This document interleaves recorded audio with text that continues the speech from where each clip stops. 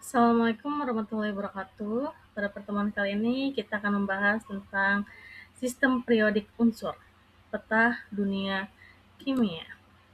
Nah, ini sejarah perjalanan menuju pengetahuan atau sejarah sistem periode. Yang pertama itu ada Antoine Lavoisier pada tahun 1789. Klasifikasi awal unsur berdasarkan sifat dasar seperti gas, logam, non-logam, dan tanah, fondasi awal pemahaman unsur.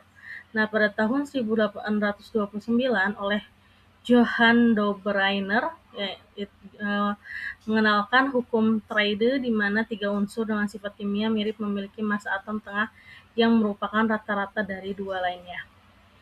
Selanjutnya pada tahun 1869, Dmitri Mendeleev yaitu menyusun tabel periode pertama berdasarkan massa atom dengan cemerlang memprediksi keberadaan dan sifat unsur yang belum ditentukan.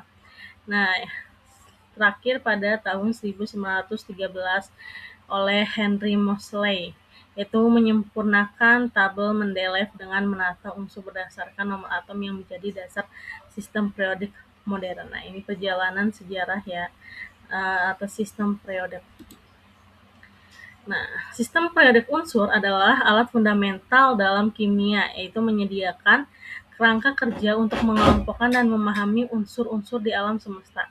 Tabel ini mengelompokkan unsur berdasarkan nomor atom dan sifat kimia. Baris horizontal disebut periode, sementara kolom vertikal ini disebut golongan. Unsur dalam golongan yang sama menunjukkan sifat kimia mirip.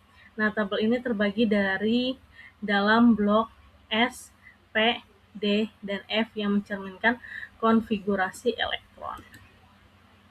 Nah, ini struktur sistem periode dan golongan.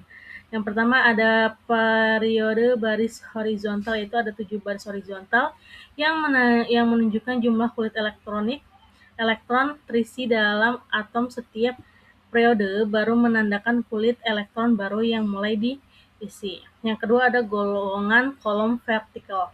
Nah, ada 18 kolom vertikal yang mengelompokkan unsur dengan sifat kimia serupa karena memiliki jumlah elektron valensi yang sama.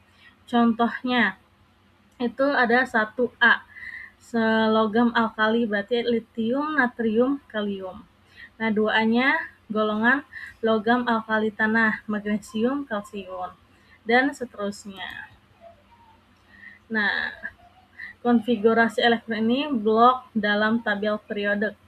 Itu ada blok S, yaitu meliputi golongan 1 atau logam alkali dan golongan 2, logam alkali tanah, serta helium, elektron terakhirnya mengisi orbital S.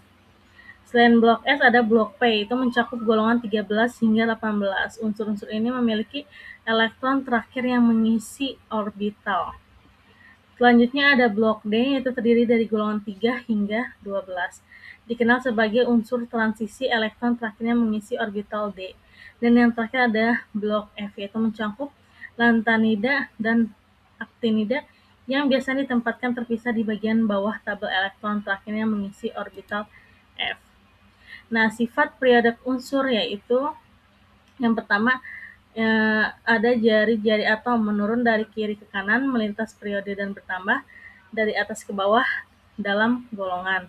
Yang kedua ada elektronegativitas, yaitu kecenderungan suatu atom untuk menarik elektron dalam ikatan kimia. Polanya mirip dengan energi ionisasi. Yang ketiga ada energi ionisasi, yaitu meningkat dari kiri ke kanan melintasi periode dan menurun dari atas ke bawah dalam golongan.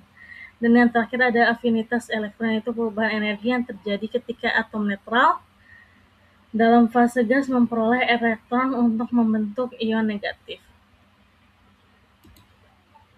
Jadi, sistem periodik itu unsur bukan sekedar tabel, melainkan fondasi bagi seluruh ilmu kimia dan pemahaman kita tentang alam semesta. Yang pertama itu memudahkan prediksi sifat dan reaktivitas kimia berbagai unsur. Yang kedua menjadi dasar bagi penemuan unsur baru dan pengembangan teknologi. Dan yang terakhir ada alat penting dalam pendidikan, penelitian, dan inovasi kimia modern. Sistem periodik ini adalah peta yang terus membimbing kita dalam mengungkapkan rahasia materi kimia. Ya, Ibu cukupkan sampai di sini. Wabillahi taufiq wal hidayah. Wassalamualaikum warahmatullahi wabarakatuh.